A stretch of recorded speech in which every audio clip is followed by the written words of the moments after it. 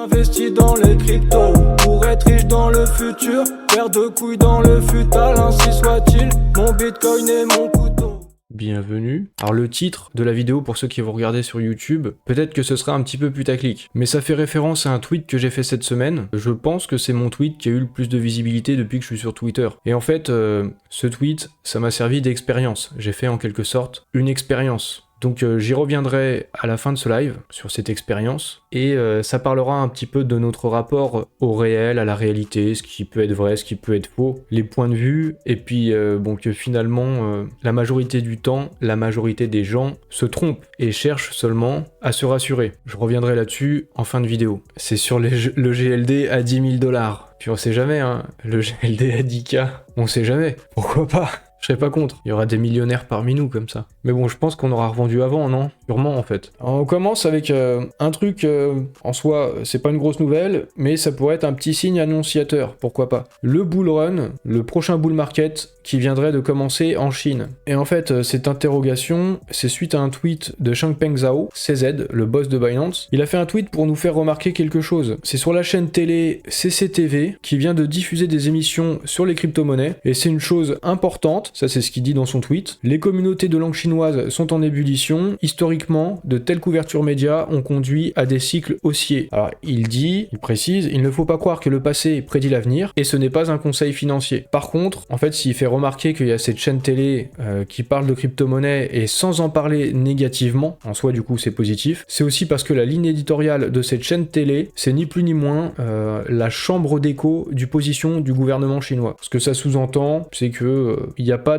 d'incompatibilité avec la Chine pour peut-être un prochain cycle haussier. Tout ça, ça serait aussi cohérent avec une autre nouvelle. Du côté de Hong Kong, ce sera à partir du 1er juin, ils vont permettre au retail d'acheter, de vendre, de trader de la crypto sur les exchanges qui auront donc la licence pour vendre des crypto-monnaies. Donc on a souvent parlé de Hong Kong comme étant peut-être un avant-goût de ce qui pourrait se passer un peu plus tard sur la Chine, et surtout qu'en fait ces choses-là ne sont pas possibles du côté de Hong Kong s'il n'y a pas un accord tacite du côté de Pékin, de la Chine tout entière. Et puis c'est aussi cohérent avec encore une nouvelle, on en remet une petite couche sur le métaverse chinois. Moi je vous en avais déjà parlé, j'avais fait une vidéo de ça déjà il y a peut-être, je sais pas, ça se trouve c'était il y a un an, je sais même plus. Parce que ça se développe dans certaines villes comme Shanghai, et maintenant une nouvelle ville, Nanjing. Le gouvernement chinois investit beaucoup d'argent dans le développement du métaverse dans leurs plus gros villes, dans des centres urbains. Par exemple à Shanghai, ils ont investi pas loin de 50 milliards de $. C'est un investissement d'ici 2025, donc là sur les deux années à venir encore, donc c'est tout de suite, hein, en gros, ils sont en train d'injecter des milliards, et c'est pour une utilisation du métaverse sur divers secteurs comme des diagnostics de santé, des représentations numériques de documents, de monuments, mais aussi, pourquoi pas, de documents, bref, le métaverse. Donc il y a bien une politique du côté de la Chine vis-à-vis des crypto-monnaies, de la blockchain. Ils jouent un petit peu un jeu flou, mais bon, c'est peut-être du côté de la Chine, du coup, que le prochain bull run va démarrer, comme le sous-entend CZ, sans dire que c'est pas un conseil en investissement, quoi. Voilà, on est sûr de rien. Je poursuis avec les États-Unis maintenant, on passe de la Chine et de l'autre côté maintenant, avec le Texas et la Floride qui bannissent les crypto-monnaies de banque centrale, les CBDC, et notamment avec le gouverneur de Floride ici, qu'on retrouve aussi ici, là, sur cette photo.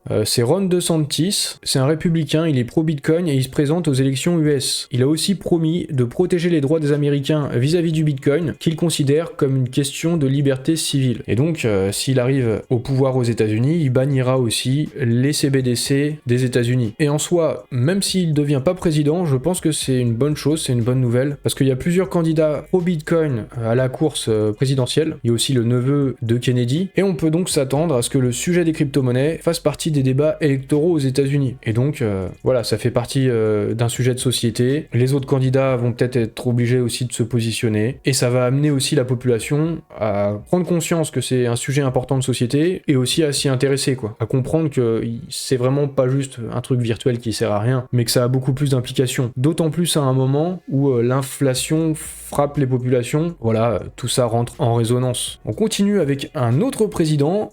Il n'est pas encore président, hein, Ron DeSantis. Mais on reste sur la vibe présidentielle. Avec le président de la Polynésie qui a été fraîchement élu. C'est lui qu'on voit ici là à gauche sur la photo. Ici c'est Edmund Banner, que vous connaissez aussi un petit peu probablement. Et donc donc c'est un pro Bitcoin lui aussi, un informaticien de formation, amateur de crypto et de Bitcoin depuis 2011. Est-ce que ça pourrait augurer de bonnes choses aussi en Polynésie, parce qu'ils ont un statut un petit peu particulier, et au niveau législatif aussi, législation, est-ce qu'il pourrait y avoir un statut particulier là-bas pour les cryptos? En soi, ça serait possible, pourquoi pas. Maintenant, parlons rapidement de la marketplace NFT Amazon. Alors, à la toute base, ça devait arriver pour le mois de décembre, fin d'année 2022. Ensuite, ça a été décalé pour avril, fin avril 2023. Ensuite, ça a été de nouveau décalé, ça devait être en mai. Puis là, encore à nouveau, c'est reporté et c'est pour le mois d'août. Tout ça pour dire qu'en fait, quand il s'agit de Web3, c'est normal, c'est la norme, les retards dans la crypto. Et même quand il s'agit d'Amazon, hein, pourtant c'est un géant, c'est un mastodonte,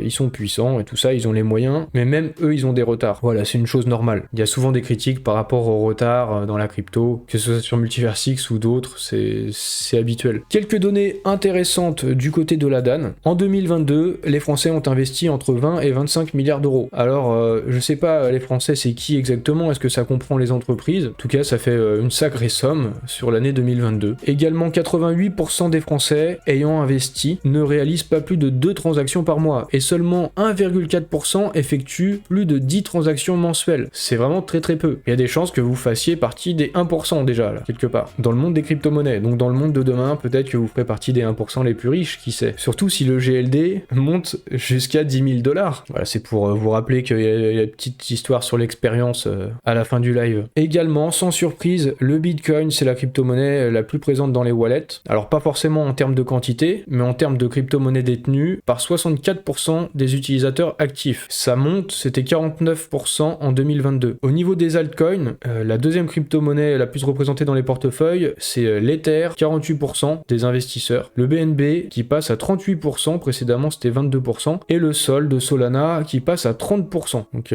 c'est les crypto-monnaies que les Français détiennent le plus. Et surtout, on peut noter que sur l'espace d'un an, les utilisateurs se diversifient et ils commencent à avoir une confiance plus accrue dans d'autres crypto-monnaies, dans le classement CoinMarketCap, autre que le Bitcoin. Donc est-ce qu'au prochain cycle, c'est mon raisonnement, hein, vu que ce gain de confiance va très vite et les chiffres ont très nettement augmenté en seulement un an, en se reportant beaucoup sur les altcoins, on peut se questionner, est-ce qu'au prochain bull, les altcoins vont vraiment peut-être totalement exploser, du coup, si c'est une tendance qui se dessine. Bon, on peut pas en tirer non plus de conclusion particulière, parce que il s'agit seulement des Français en plus, et on n'en sait rien. Quelque chose qui m'a interpellé suite à un tweet de Gérald Darmanin. Alors vous me verrez pas souvent commenter un tweet de Gérald Darmanin, parce qu'a priori ça n'a rien à voir avec les crypto-monnaies. C'est au sujet du permis de conduire français qui va bientôt, peut-être, hein, je sais pas là, je me suis posé la question, être sous forme de NFT, est-ce que ce serait possible? En tout cas, ce sera quand même bientôt sous forme digitale, une version digitale, dans un portefeuille, dans un wallet. Donc ça se rapproche un petit peu du NFT. Ce qu'il a dit exactement, c'est que d'ici la fin de l'année, ils expérimenteront le permis de conduire dématérialisé dans 3 départements, le Rhône, les Hauts-de-Seine et l'Eure-et-Loire. Alors il dit ce dispositif ne remplacera jamais la version physique, mais viendra en complément afin de simplifier la vie des citoyens. Bon voilà, wallet, là, portefeuille,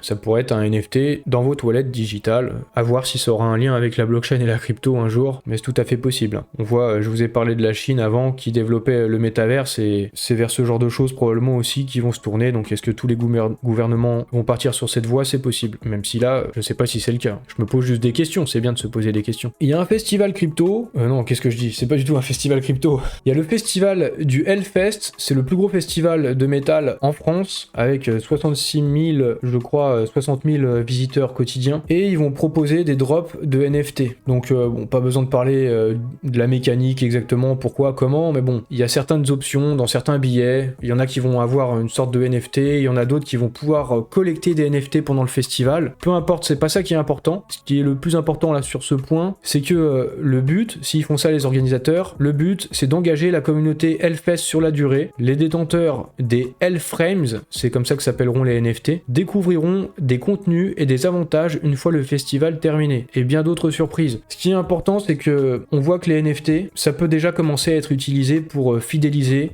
dans les loisirs. Là, c'est concernant la musique, concernant des concerts, on va dire, événements musicaux, ça peut être aussi des événements sportifs dans des stades, des billetteries, fidélisés pour des entreprises, mais ça peut concerner les loisirs, la musique. Et en fait, comme avec ce festival, c'est de cette manière-là, je pense qu'il y a de bons vecteurs pour l'adoption de masse de cette technologie. C'est comme ça que je le vois depuis longtemps, je pense que c'est comme comme ça que ça se passera. On verra bien, mais en tout cas, c'est sur la bonne voie. Et malgré le bear market, ce type d'initiative continue. Je vous le montre après chacun de mes lives, vous vous en rendez compte. Salut Maxou Lapince. Un petit peu moins plaisir, c'est au sujet de MetaMask. Il y a une mise à jour de ses conditions, et là c'est Crypto Révolution qui fait remarquer ça sur Twitter. Il se réserve le droit de garder nos cryptos pour payer les taxes quand le gouvernement le demandera. Et ils se réserveront aussi le droit de bloquer nos fonds. Donc c'est écrit là, en petite ligne. En petite ligne, non même pas, mais bon, c'est des trucs que personne ne lit, quoi. Et donc, vos cryptos dans vos wallets,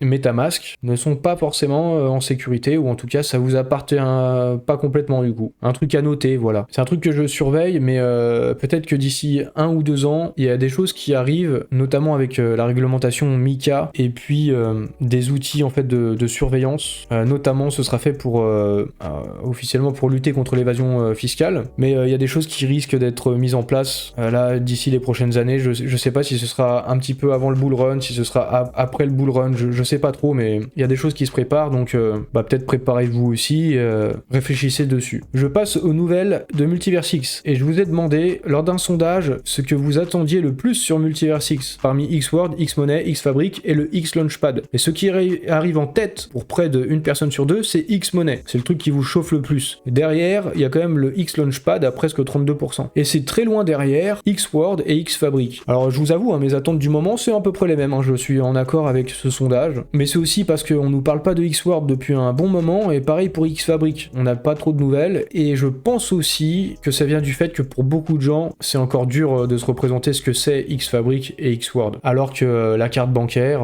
avoir un compte, un IBAN avec Xmoney, c'est d'autant plus parlant, surtout avec du cashback. Et puis aussi, évidemment, Atom Protocol, le Launchpad, parce que ça permet en plus de faire potentiellement des plus-values. Donc c'est normal que c'est ce qui vous intéresse le plus. Et en parlant de cette carte, en parlant de Xmoney, en parlant du cashback, on a appris il y a à peu près 2 semaines que les rewards, le cashback, ce sera en EGLD. Donc je reviens un petit peu sur cette nouvelle que j'avais appris un petit peu en live, en live, c'est le cas de le dire, lors de mon dernier live Twitch. Je ne l'avais pas préparé. Et on fait un petit point, en fait, pour avoir du cashback et recevoir des rewards en EGLD, peut-être que tout le monde n'a pas vu cette information, c'était disponible dans Xportal. En fait, le cashback et les rewards, on va en gagner, et ça dépendra du nombre d'EGLD qu'on aura en stacking. Certains se sont posé la question, en fait, le cashback, c'est normal de se poser la question et chercher des pistes. Il sera de combien ce cashback? Et aussi, on m'a souvent dit, mais on m'avait parlé du fait que ce serait avec de l'UTK pour avoir du cashback. Et en fait, il s'agissait de l'UTK 2.0, mais tout ça, c'était bien avant Xmoney, c'était avant Multiversix, c'était il y a plus d'1 an, c'était en février 2022. Dans cet article, on nous parlait de l'UTK 2.0, voilà, on nous parlait du cashback. Ça peut peut-être nous mettre un petit peu sur la voie, même si je suis pas sûr que ce soit d'actualité, vu que là, on nous a dit dans Xportal, il faudra stacker de l'EGLD pour avoir du cashback. Je pense pas que ça concernera l'UTK, mais on est sûr de rien. Et pour les montants du cashback, bon à la limite, pourquoi pas, peut-être que ça peut servir d'indicateur. Par contre, là, sur les montants ici, qu'il faudrait stacker en EGLD, je pense pas, parce que, comme je vous dis, ça date de février 2022, c'était il y a bien longtemps, le cours de l'EGLD, c'était pas du tout le même, donc voilà, à la limite, le seul petit indicateur, je pense, c'est ces montants-là de cashback. C'est peut-être le truc le plus fiable, la seule petite info sur laquelle on peut se raccrocher pour essayer de savoir. Rapidement, petite nouvelle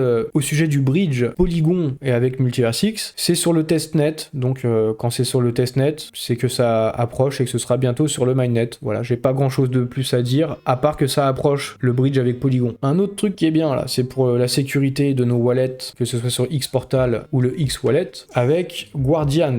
Et en fait, c'est l'introduction de l'authentification à double facteur, et ça fera que même quelqu'un qui arrive à choper votre site phrase, on pourra pas s'authentifier grâce à Guardians sur votre compte, et ça protégera notamment d'un certain nombre de scams. J'en ai vu passer pas mal, régulièrement, des scammers qui se font passer pour le service après-vente de Maillard et tout ça, et qui demandaient la site phrase des gens, et des gens se sont fait abuser de leur naïveté, et avec leur site phrase, ensuite ils se sont fait détrousser, vider leur compte, ils ont perdu leurs EGLD. Donc là, avec le Guardians et l'authentification double facteur, ça, ce sera plus possible. Une nouvelle couche de sécurité, c'est bon, ça c'est bien, c'est appréciable. Si vous avez pas vu, sur Twitter, j'ai fait un petit jeu concours, un petit giveaway, et il y a un NFT, une Mysterious Letter, une lettre mystérieuse. Le floor price de ce NFT est de 6,87 EGLD là actuellement. Ça concerne le projet Globies, et dans cette lettre, en fait, il y a des goodies. Je vous laisserai vous renseigner, mais il y a un système de burn. Au fur et à mesure, il y aura des tirages au sort. À chaque tirage au sort, vous avez des chances de gagner des cadeaux. Dans ces enveloppes, il y a de très beaux cadeaux. Je vous le dirai pas, hein, je garde ça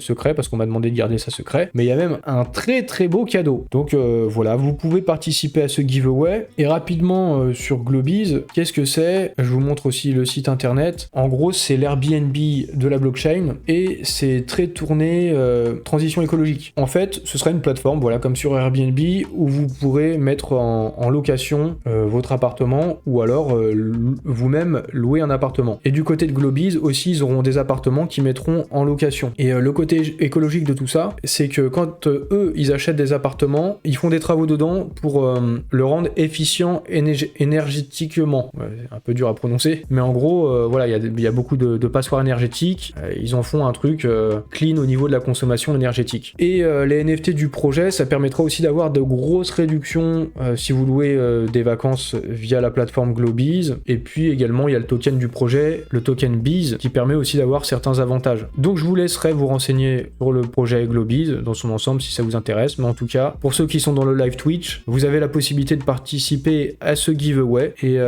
pour ceux qui regardent sur YouTube, faut venir sur Twitch. Voilà. X-Portal est disponible dans plusieurs langues. Il y a beaucoup de monde qui attendait ça. Le français est disponible, également l'espagnol, le roumain et l'italien. Donc rien de plus à rajouter, si ce n'est que si vous voulez ajouter ces langues-là dans les paramètres de l'application X-Portal, il faudra d'abord mettre à jour l'application dans votre store. Revenons un petit peu sur le X Launchpad. Récemment, je m'étais demandé, mais ça n'a pas l'air d'arriver là pour le 16 mai. Pourtant, c'était programmé pour le 16 mai, donc a priori un petit peu de retard. D'autant plus qu'ils vont pas se faire se chevaucher X-Money et le X Launchpad, a priori. Donc maintenant, moi je m'attends au X Launchpad, pourquoi pas annoncer cet été, hein, peut-être vers le mois d'août. Bon, je le vois comme ça, je ne sais pas. Par contre, ce que l'on sait, il y a eu des informations des fondateurs du projet dans ce thread de X Robert. C'est des déclarations qui ont été faites sur le groupe Telegram d'Atom Protocol. Et donc, il y aura des annonces qui seront faites sur le X Launchpad très bientôt. Peut-être d'ici quelques jours, quelques semaines, on ne sait pas exactement. En fait, ce qui se passe, c'est qu'ils sont en train de faire des audits. Ils ont déjà fait beaucoup d'audits de leur code pour la sécurité du protocole. Et actuellement encore, ils sont en train d'en faire. Donc, il y en a qui doivent se terminer d'ici à peu près une semaine. Il y a tous les détails qui sont donnés dans le thread de X Robert.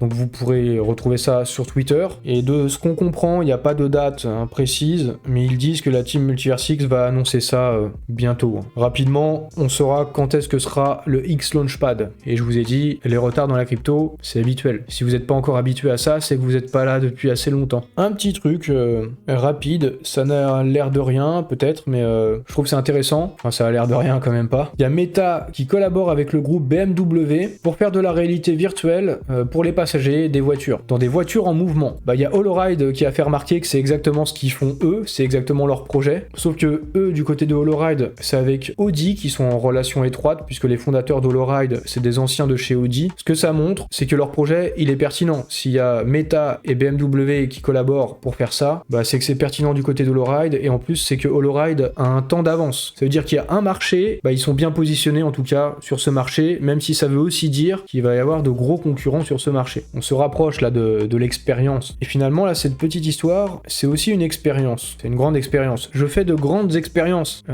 depuis un bon moment aussi, avec ma chaîne YouTube, avec Twitter et tout. Là, c'est au sujet de Herman Narula qui a confirmé officiellement que Otherside et Xworld seront des métaverses interopérables. Alors, il le dit pas exactement comme ça, il dit pas Otherside, il dit pas Xworld, mais c'est la même chose. Il dit chaque métaverse créé par chaque partenaire est interopérable. Chaque partenaire de prélancement a déjà accepté cela contractuellement. Et vu qu'on sait qu'ils sont partenaires avec Otherside et avec Xworld, et du coup ça veut dire que Xworld et Otherside le métaverse de Yuga Labs, ces deux métaverses sont interopérables. Et ça veut donc dire que les Bored Ape, ces NFT parmi les plus chers du monde, ils pourront techniquement, avec leurs avatars, aller et venir dans Xworld, de la même manière qu'ils pourront aller dans Otherside. C'est quelque chose dont j'ai parlé depuis des mois, dans au moins 2-3 vidéos, au moins depuis le mois de décembre de l'année dernière, j'ai commencé à en parler, et du coup, il y en a certains qui pensaient que c'était qu'une théorie stupide, mais ça se confirme, et c'est bien réel, c'est bien vrai. Et c'est là où on rentre dans l'expérience. Il y a plein de gens,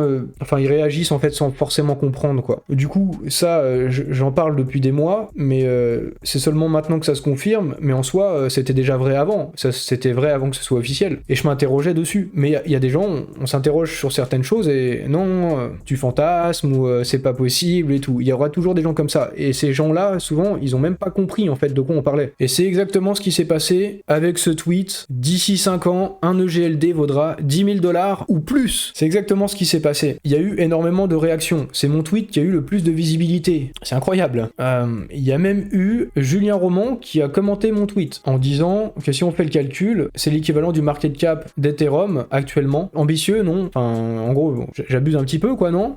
Est-ce que j'abuse pas? Alors, évidemment que j'abuse. C'était fait exprès. Je lui ai répondu que, à vrai dire, c'est surtout une expérience pour voir comment les gens réagissent. Et j'ai été servi. Le résultat, il est révélateur de comment fonctionne la majorité. Et la plupart de ceux qui commentent mon tweet, ils ont pas pris le temps de comprendre mon tweet. Donc là, je renvoie vers un autre tweet que j'ai fait à propos de mon tweet sur le GLD à 10 000 $. Et j'ai dit, certains ne peuvent voir au-delà des apparences, d'autres ne voient même pas ce qui est à la surface. Même quand c'est sous le nez, ça reste invisible aux yeux de ceux qui ont une représentation préconçue et erronée des choses. Ce tweet, ça aura été une bonne expérience. Parce que dans ce tweet, c'est quand même sous le nez, hein. C'est sous les yeux là, c'est à la surface, et pourtant la majorité des gens ne l'ont pas vu. Je reprenais un autre tweet de Charlie M Crypto, il disait « Le Shiba atteindra les 1 $ avant que le Bitcoin atteigne 100 000 $. Et en fait, c'est complètement ridicule, c'est un tweet absurde, c'est un truc qui a quasiment aucune chance d'arriver. Et lui-même reprenait un tweet de Miroslav qui lui disait « SafeMoon va révolutionner la blockchain ». Pareil, c'était un tweet volontairement absurde, qui reprenait un autre tweet absurde de Slashbean qui disait « Dogecoin est la meilleure proposition de valeur ». Lui-même, il reprenait un tweet de Helmut Banner, dont j'ai parlé tout à l'heure, qui disait que Cardano allait flipper Ethereum. Et il reprenait le tweet absurde d'origine du Crypto Daily qui disait « Solana est la meilleure blockchain ». Bon là c'était peut-être un peu moqueur même d'ailleurs, mais tout ça pour dire que cliquer là comme ça et voir tous ces tweets, c'était à la portée de tout le monde, c'était devant les yeux. Et malgré ça, ça va dans les deux sens, hein. Il y a des gens qui aiment bien le GLD et peut-être qui étaient contents de voir que je dise ça, qui peut-être pensaient que j'étais sérieux, et puis il y en a d'autres qui m'ont carrément pris pour un con, pour un bouffon, en disant que c'était n'importe quoi, et encore une fois, hein, sans comprendre ce qui était juste là, hein, juste devant leurs yeux, quoi. C'était évident, c'était devant les yeux. Et en fait, c'est ça qui se passe avec les gens, voilà, il y en a beaucoup qui m'ont traité de clown, en laissant entendre que j'étais con, comme Pablo, qui m'a dit « ce clown, lol », et j'ai répondu « lol », en effet, en lui mettant mon tweet, comme quoi je disais qu'il y avait des gens, ils voyaient même pas ce qui était devant les yeux, quoi. Et ce qui est intéressant, c'est qu'en plus, il a persisté, lui. Pourtant, je l'ai renvoyé devant ce tweet, hein, pour qu'il ait l'explication, j'ai fait preuve un petit peu de pédagogie. Et il me dit que je rêve, que c'est un Ponzi, que le GLD va tomber à zéro. Le GLD, c'est une blague. Et il dit que je fais des tweets comme ça positifs pour amener des followers, et que c'est ça mon but, voilà tout. Je lui dis que non, pas du tout, non, c'est pas du tout ça le propos. Je constate que les gens ne cherchent que des validations, en tout cas la majorité des gens, à confirmer leur propre représentation du réel. Et nombreux sont ceux qui parlent sans même comprendre le sujet. On peut bien leur mettre le truc devant les yeux, ils ne comprennent pas. C'est justement ce que j'étais en train de faire avec Pablo. Et là, Pablo, il a carrément mis un bot pour lui rappeler mon tweet dans 5 ans, pour voir si dans 5 ans, à quel point je serais ridicule si le GLD n'est pas à 10 000 $ ou plus. Et pour checker ma connerie dans le futur dans 5 ans. On a beau expliquer et leur mettre devant les yeux, il y en a, ils comprennent toujours pas. Ils cherchent juste à renforcer leur réalité. Ils luttent, ils mettent beaucoup d'énergie là-dedans. Et je lui dis, tu prends le temps de mettre un bot de rappel pour dans 5 ans, mais tu prends pas le temps de comprendre le tweet initial alors que ça prend 5 secondes. C'est incroyable. Les gens vont passer plus de temps et d'énergie à se rassurer et à lutter pour préserver leur réalité, plutôt que d'essayer de comprendre vraiment le sujet. Mais comprendre vraiment le sujet, des fois, ça pousse à devoir remettre en cause sa réalité, et c'est difficile, et voilà comment fonctionnent les êtres humains. Finalement, je m'en fous, hein, que ce soit Pablo ou un autre, c'est d'une manière générale, ça peut être vrai pour moi, ça peut être vrai pour vous, ça va dépendre du sujet, ça va dépendre du moment, ça va dépendre de l'humeur, mais c'est comme ça qu'on fonctionne, c'est notre psychologie. Donc voilà, ce qu'il y a à comprendre, c'est que on ne voit jamais clair, même quand c'est devant notre nez. Souvenez-vous de ça, notamment pour les prochains cycles, et puis pour vos investissements, pour prendre vos profits, pour savoir vendre, pour savoir quand acheter. Comprenez que la majorité, elle se trompe. Voilà, c'était la conclusion de cette expérience. Je vais vous dire à la prochaine. Salut à tous, bon barbecue à vous si vous faites des barbecues là ce week-end. Profitez du beau temps s'il fait beau, a priori il y a des chances qu'il fasse beau. Et je vous souhaite une bonne soirée.